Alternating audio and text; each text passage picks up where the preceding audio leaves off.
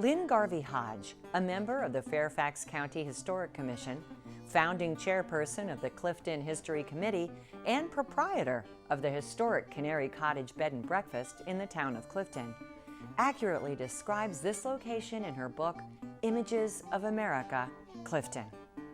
The historic town of Clifton, Virginia is an enchanting relic of a time past.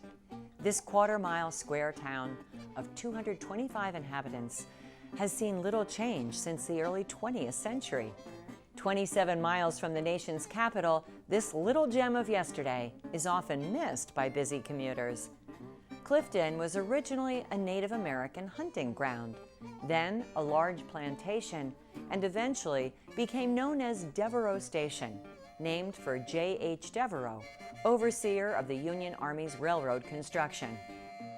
Harrison Otis settled here and built the handsome Clifton Hotel. Local hot springs, shops, lumber industry, schools, and churches soon created a thriving, progressive area of commerce.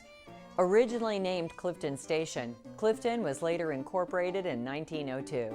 It was the first community in Fairfax County with a Black Baptist church, electricity, and a high school.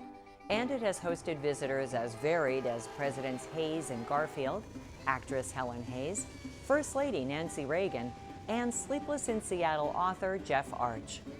Clifton has been and is still a gentle, picturesque village.